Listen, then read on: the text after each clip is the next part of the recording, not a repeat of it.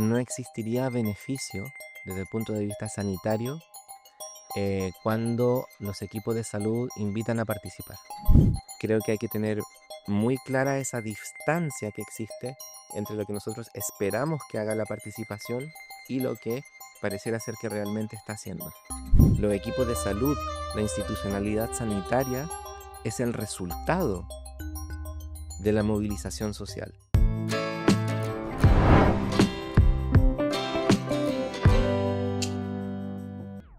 Bienvenidos y bienvenidas a este nuevo episodio de Salud en tu Cerro. Hoy nos acompaña el doctor Esteban Catjes, especialista en salud pública, con formación en áreas de promoción de la salud, acción colectiva y movimientos sociales. Bienvenido, Esteban, ¿cómo estás? Muchas gracias, bien. Esteban, el tema que nos convoca hoy es hablar sobre la participación social en salud. Y quería que nos pudieras contar, para ir introduciéndonos en la temática, cómo podríamos definir la participación social en salud, entendiendo quizás que incluso no hay una definición única. No hay definición. La participación, bueno, algunos le llaman participación social, participación comunitaria. Yo prefiero hablar de participación colectiva, como ya puedo explicar después. Es un espacio donde existen diversas posiciones frente a qué es lo que debería ser la participación. Entonces, claro, no tenemos definición, sino que tenemos un espacio relativamente amplio desde posiciones, si se quiere, neoliberales que buscan instrumentalizar la participación de las comunidades a través de la extracción de trabajo no pagado, por ejemplo, a través de experiencias de voluntariado en salud, a través de la extracción, como decía, de tiempo para que las personas puedan aportar al servicio de salud, hasta posiciones que entienden y entendemos la participación colectiva como una práctica radical, una práctica política, cuyo propósito es fortalecer y mejorar las condiciones de salud de la población. Entonces, en ese espacio hay una multitud de distintas definiciones que se han dado a lo largo del tiempo. Y en esa línea, la Organización Mundial de la Salud ha ido impulsando, ¿cierto?, que se desarrollen espacios de participación en los distintos territorios, ¿no? Se ha hablado de que aquellas comunidades que participan tienden a ser más saludables, pero pudiera ser difícil el cómo lo entendemos y cómo lo llevamos a la práctica si tenemos estas diferencias en la conceptualización, ¿no? Yo sería un poco cauteloso en ese sentido, porque lo que sabemos hasta ahora es que no existiría beneficio desde el punto de vista sanitario cuando los equipos de salud invitan a participar. Entonces, plantear de que la participación comunitaria permite abordar inequidades, favorece el autocuidado o favorece la implementación de política pública, eso son ideas de hacia lo que debiese ser la participación, pero cuando nosotros vemos qué es lo que ocurre realmente en estas comunidades que están participando dentro de los marcos establecidos por las instituciones de salud, nos llevamos una sorpresa, y la sorpresa es que muchas veces estas instancias de participación terminan instrumentalizando a las comunidades, despolitizando las demandas en salud, desmovilizándolas y finalmente agregando enormes grados de frustración y de rabia de las comunidades frente a los equipos de salud. Entonces creo que hay que tener muy clara esa distancia que existe entre lo que nosotros esperamos que haga la participación y lo que pareciera ser que realmente está haciendo.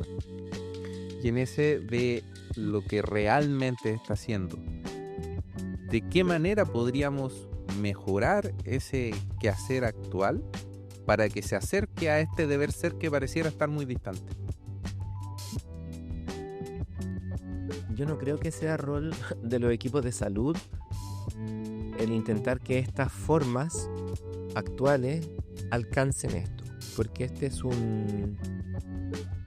es simplemente una idea Y en el sentido de insistir en las formas tradicionales de participación, podemos seguir produciendo frustración en las comunidades. Y en los equipos también. Y en los equipos. Entonces, frente a ese problema, habemos algunos investigadores que nos hemos dado cuenta de que estos espacios de participación, este espacio que nosotros ya habíamos hablado, tiene algunas características. Y estas características es que son espacios altamente formalizados, donde generalmente se evita el conflicto. Y por otra parte, a lo largo de la historia y desde la historiografía, algunos de nosotros también hemos observado que han sido los movimientos sociales más amplios, desinstitucionales, incluso que se sitúan en el margen de la institucionalidad y,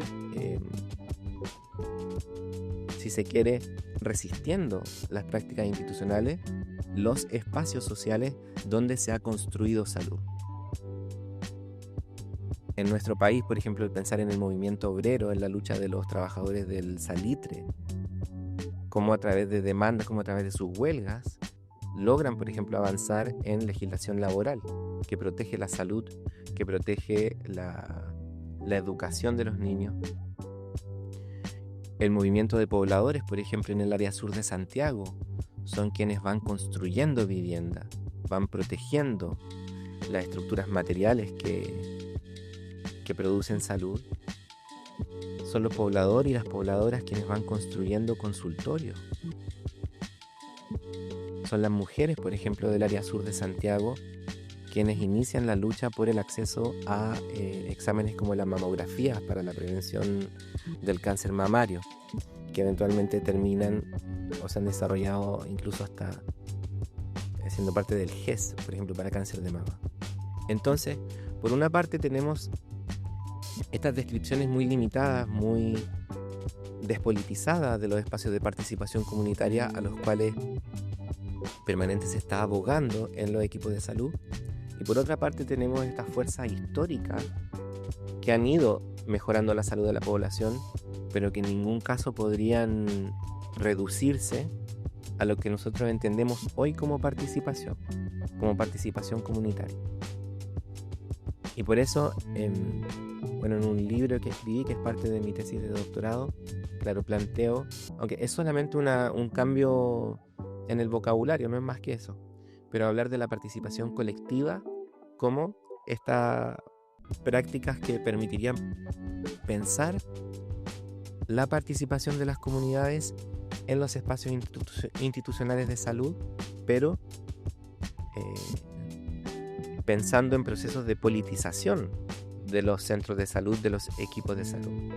Y también esto es bastante teórico, pero me parece importante. Se tiende a pensar que es el equipo de salud o la institucionalidad de salud la que invita a participar. Desde el punto de vista histórico, eso es equívoco. Los equipos de salud, la institucionalidad sanitaria, es el resultado de la movilización social, de las contradicciones que han existido a lo largo de la historia. Contradicciones de clase, diferencias de género, colonialismo. Entonces el equipo de salud es un resultado contingente, histórico, de procesos más amplios de movilización. Y a eso es donde los equipos de salud creo que debiésemos situarnos y situarnos de una forma humilde. No somos nosotros quienes iniciamos los procesos de participación, como lo plantea el mito de Alma Ata, por ejemplo. No somos nosotros. Y eso es bastante relevante y creo que las comunidades lo tienen mucho más claro que nosotros mismos que estamos dentro de la vía institucional, digamos. Son ellos quienes exigen tener más espacios de esta participación colectiva con estos movimientos sociales que van buscando reivindicación en muchas áreas, ¿no? Estoy pensando a nivel de nuestra misma ciudad, movimientos por el agua, por vivienda, ¿cierto? Entonces, ¿cómo eso lo podemos valorizar y darle el peso que corresponde hacia donde apuntas tú también de ver que si bien no necesariamente están vinculados a instituciones del área de salud, sí es una lucha que tiene un impacto sobre la salud de las personas si es que alcanza un logro concreto. Yo también sería un poco cuidadoso cuando planteamos esta idea de la comunidad, como si la comunidad fuera un espacio también relativamente homogéneo. En la comunidad también hay intereses diferentes, incluso antagónicos. Hay, lamentablemente, por lo menos no sé lo que ocurre aquí en Valparaíso, pero mi experiencia de investigación me muestra que los espacios institucionales de participación en salud, las comunidades que participan ahí, suelen ser también comunidades relativamente despolitizadas, con relaciones clientelares con los equipos de salud. Y hay otras organizaciones, otros actores sociales que a veces suelen estar mucho más lejanos a las instituciones sanitarias, que claro, tienen esta percepción más radical, más subversiva acerca de lo que debiese ser la participación comunitaria. Y en esta politización de los espacios, me imagino que también genera bastante controversia, quizá en línea institucional. Estoy pensando en que no se convierta en una política partidista, o tratar incluso de sacarle provecho partidista en algunos momentos, que pudiera suceder también, es uno de los riesgos. No. Cuando me refiero a la politización, me refiero principalmente a la mantención o el inicio de procesos, si se quiere, pedagógicos de abstracción. ¿Qué quiero decir con eso? Espacios en que, por ejemplo, las personas que viven en una comunidad comencemos a darnos cuenta de que nuestros problemas individuales, nuestros problemas al interior de la familia, son problemas compartidos. Y cuando nosotros ya nos damos cuenta de que son problemas compartidos, podemos comenzar a observar o a pensar o a reflexionar que estos problemas son compartidos porque compartimos ciertas condiciones socioeconómicas, políticas, de vivienda, de educación. Y si es que compartimos estos procesos, y si es que compartimos estas condiciones que muchas veces son injustas, las formas de poder abordar estos problemas son a través de la organización. A eso me refiero, ni más ni menos, me refiero con qué significa la politización. Lograr de forma colectiva y a través de un proceso pedagógico sanitario alcanzar esos grados de abstracción, por ejemplo. A la persona, a la familia que tienen a alguien enfermo, no le afecta el neoliberalismo directamente.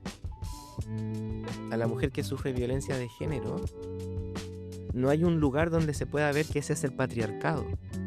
Estas son categorías altamente abstractas, pero no por ser abstractas son imaginarias, son reales y tienen un impacto real en las personas. Pero para avanzar hacia esos procesos de abstracción se requiere discusión, se requiere reflexión colectiva. Y a través de ese proceso podemos empezar a pensar: el problema no es al azar, el problema no me está pasando a mí, el problema tiene que ver con procesos de precarización laboral, por ejemplo, en la clase trabajadora. O el problema tiene que ver con las políticas de extractivismo del país durante las últimas 20 o 30 décadas, por ejemplo. O los problemas de salud tienen que ver con estructuras patriarcales que persisten en la vida cotidiana. Insisto, no podemos ver y decir: mira, eso es el patriarcado, de forma inmediata.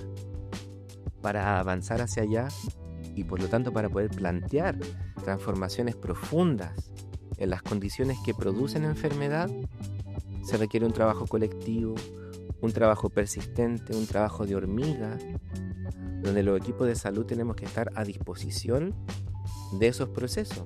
Y nosotros mismos tenemos también que iniciar esos procesos de politización. Porque no es infrecuente que los SFAM el mismo equipo de salud, por nuestra formación universitaria, tendemos a pensar en los problemas en forma individualizada. Y a cerrarnos también mucho en lo técnico. Y en lo técnico, que es lo que logramos manejar.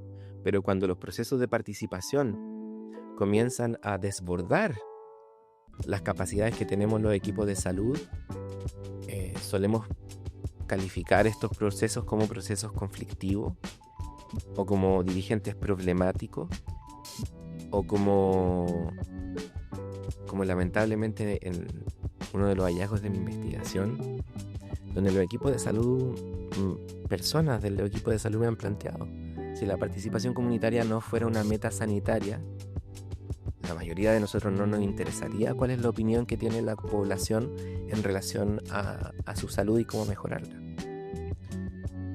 Y ahí, a propósito de esa crítica que es bastante dura, la pregunta que surge a propósito de que menciona los equipos de salud quizás no tenemos la herramienta para abordar y situarnos de una manera adecuada de cómo miramos este espacio colectivo.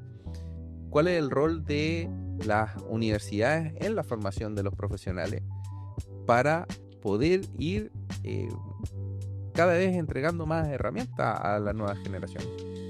Que depende, la pregunta si es cuál debiese ser el rol o cuál es el rol. ¿Cuál debiese ser el rol? Va a depender del posicionamiento ideológico político que se tenga en su momento. Para un país neoliberal como el nuestro, el rol de la universidad debiese ser generar trabajadores no conflictivos que permitan echar a andar esta maquinaria sin ninguna posibilidad de transformación social. Para quienes pensamos que debiese haber un espacio para pensar la transformación social, claramente el rol debiese ser distinto. Pero no creo que haya que hegemonizar la forma de pensar la universidad con una línea. Pero sí creo que la universidad margina hasta cierto punto estos espacios de discusión. Y eso sí no debiese ser. Debiese ampliarse la formación de quienes trabajamos en salud, integrando, por ejemplo, la enseñanza de teoría crítica. Cuando estudiamos salud pública, por ejemplo, que es el área mía, yo estoy convencido de que debiésemos incorporar temáticas transdisciplinares, por ejemplo, incluyendo patriarcado, incluyendo capitalismo, incluyendo colonialismo. Pero eso no está. Lo que está es una descripción, entre comillas, neutra acerca de cómo la sociedad influye en la salud, pero que son descripciones que uno puede argumentar, son racistas, son eurocéntricas, son contemplativas. Podemos ver la pobreza, cómo afecta, pero no tenemos ninguna capacidad de transformación. Lo más que el equipo puede avanzar es saber que están ahí, pero nada más. Y eso da cuenta también de la importancia, de un convencimiento mío, de la importancia de la enseñanza teórica en el área de la salud pública. La salud pública ha sido definida, y yo creo en eso, como un área desprovista de reflexión teórica profunda. Esteban, ¿y qué sucede con la escuela latinoamericana que ha tratado de relevar estos temas y poner sobre la mesa la discusión sobre patriarcado, colonialismo? Estoy pensando incluso en la educación popular también de Paulo Freire. Entonces, ¿cómo se genera ahí o se busca un contraste también impulsado desde este continente que va con una lógica diferente a la que ha sido traspasada desde Europa? Perdón, no te entendí. ¿A qué te refieres con la escuela latinoamericana? Con todo este desarrollo del pensamiento más bien crítico en Latinoamérica, ¿sí? El pensamiento crítico latinoamericano en salud ha sido enormemente fructífero. Tenemos el desarrollo de la salud colectiva como un espacio teórico y práctico distinto, pero que en el currículum de las escuelas de salud sigue siendo marginal. Tienen una riqueza, por una parte, pero una riqueza que se mantiene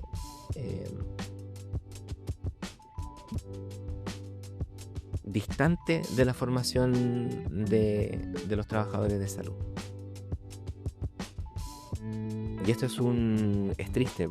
Tuve la posibilidad, por ejemplo, de trabajar en el Líbano, en el Medio Oriente, y en el mundo árabe, como en el mundo latinoamericano, en el área de salud pública, permanentemente estamos observando despabilados los supuestos avances teóricos, o lo que nos dicen los europeos, o lo que nos dicen los norteamericanos, y queremos adaptarlo y queremos hacerlo, desconociendo la riqueza, la pertinencia, la relevancia que tiene el desarrollo teórico latinoamericano, que sí creo permitiría resolver algunos problemas importantes. Pero insisto, es marginal en América Latina, es muy desconocido en el mundo árabe, y el mundo árabe tiene problemas similares. Hay una apuesta de algunos académicos en poder avanzar hacia esa incorporación, hacia esa integración de la salud colectiva, con todas las consecuencias que tiene. Y esas consecuencias, como tú dices, sigue una decisión institucional de avanzar en una línea, implica un posicionamiento político específico de las distintas instituciones. Y es un desafío no menor avanzar hacia allá. Hay una serie de problemáticas que presentan las personas. Estoy recordando a un profesor que decía, las personas no participan per se, las personas viven, y nosotros desde afuera venimos a ponerle nosotros la etiqueta de participación a eso.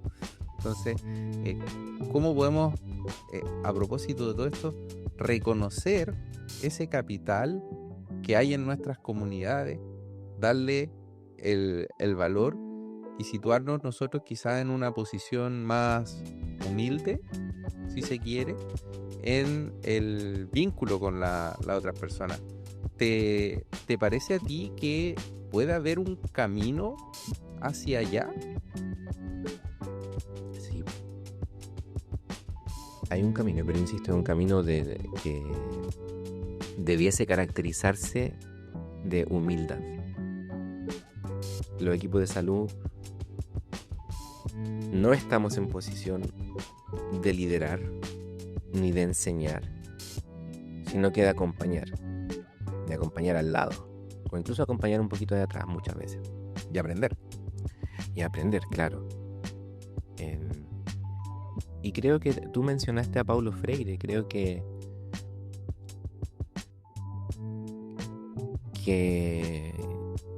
existe el conocimiento, un conocimiento siempre, nunca absoluto, un conocimiento siempre historizado, contingente, cambiante, pero existe un conocimiento, existen personas que ya han avanzado antes que nosotros, existen pueblos que han avanzado antes que nosotros, por estos caminos de pedagogía colectiva, de procesos colectivos de politización, que han mostrado mucho fruto, al menos en el cuidado de la salud de las personas. No sé si respondí tu pregunta. Sí, y ya para ir cerrando, Esteban, te quería agradecer la conversación de hoy. Pero me quedan muchos temas. Es un tema que puede ser bastante denso en realidad, sí. Porque, claro, hay tanto constructo teórico que se busca aterrizar, que cuesta a veces, quizás hay personas que les cuesta entender la idea más en lo concreto. ¿Qué reflexión final te gustaría hacer respecto de lo que hemos venido conversando en este rato?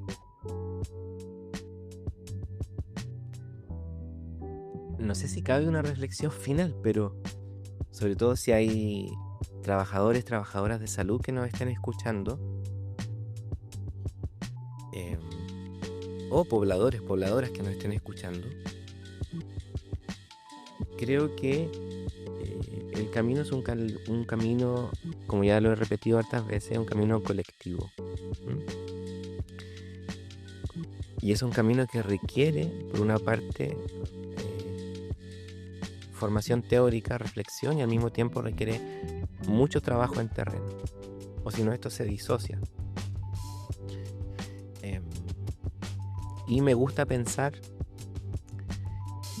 en los centros de salud, en los CEFAM, en los SECOF, como espacios de potencialmente revolucionarios, si se quiere, espacios subversivos para subvertir aquellas condiciones materiales objetivas que producen enfermedad.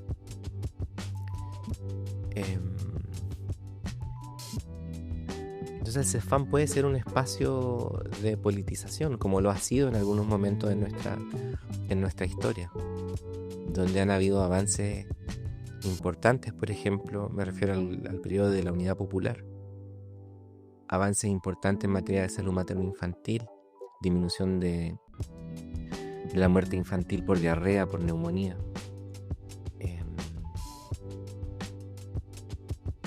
Creo que hay un camino que se puede avanzar hacia allá, pero insisto también como un tema que lo he mencionado antes, que requiere mucha humildad, que requiere no tener miedo al conflicto. El conflicto no es malo, el conflicto es necesario. Y creo también que muchas veces, pensando en cómo hacer la participación comunitaria, caemos en algunos problemas prácticos, por ejemplo, en la utilización de herramientas de los equipos de salud cuyo propósito es despolitizar. El uso de tablas de priorización, el uso, a mi juicio, equívoco de cartografía. Se puede avanzar hacia el trabajo contracartográfico o mapeos colectivos. Hay muchos espacios para poder trabajar eso. Y finalmente, quizás esto sí cabe como reflexión, es pensar que de la misma forma que el neoliberalismo ha avanzado en áreas tan importantes como la salud, la educación, la vivienda, las pensiones en nuestro país, también ha avanzado hacia la idea de participación. Y tendemos a pensar en la participación como un paquete bien definido de actividades que tenemos que hacer en un periodo de tiempo bien determinado, que suele ser un año, con indicadores de logro, con fondos destinados a esto. Finalmente hemos creado estos espacios de participación, o hemos ido avanzando a pensar en la participación como una mercancía que puede transarse, que tiene un valor de intercambio. Y eso es preocupante, porque la participación, al menos desde el punto de vista histórico, nunca se ha presentado así, sino que se presenta como, insisto, procesos graduales, de largo plazo, de hormiga, oculto, con algunos retrocesos, con avances. Y para eso, lamentablemente, yo creo que los equipos de salud no estamos preparados para trabajar de esa forma, pero se puede. No sé si también respondo, si tienen otra pregunta. Sí, o sea, queda un camino largo por recorrer finalmente. Y como te mencionaba antes, uno puede empezar a imaginar 1000 formas, 1000 caminos, 1000 pendientes que tenemos acá.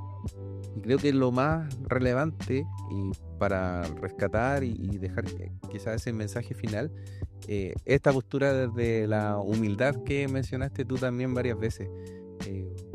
Cómo reconocemos al otro, a la persona que tenemos al frente, a la persona que estamos atendiendo, como un sujeto de derecho que tiene también su propio poder de decisión y su propia capacidad para vivir en colectivo e identificar sus propias problemáticas. Perdón, lo que dices, por ejemplo, claro, hay mucho espacio en que un trabajador o una trabajadora de un centro de salud quiere enseñarle a las personas cómo participar o qué es participar. Entonces, eso da cuenta, claro, de cierto grado inconsciente, si se quiere, de arrogancia o de no confianza en los pobladores, las pobladoras, los trabajadores. O quizás es la única manera que lo aprendimos a hacer. Justamente hacia allá es donde tenemos que avanzar. Esteban, te agradezco la conversación de hoy. Sin duda es un tema amplio que podríamos haber estado mucho más rato conversándolo. Queda abierta la invitación para un próximo encuentro, en un próximo capítulo. Así que muchas gracias por acompañarnos el día de hoy. Gracias por la invitación. Y a las vecinas y vecinos que nos están mirando, muchas gracias. Recuerden seguirnos en nuestras redes sociales. Que tengan muy buena jornada.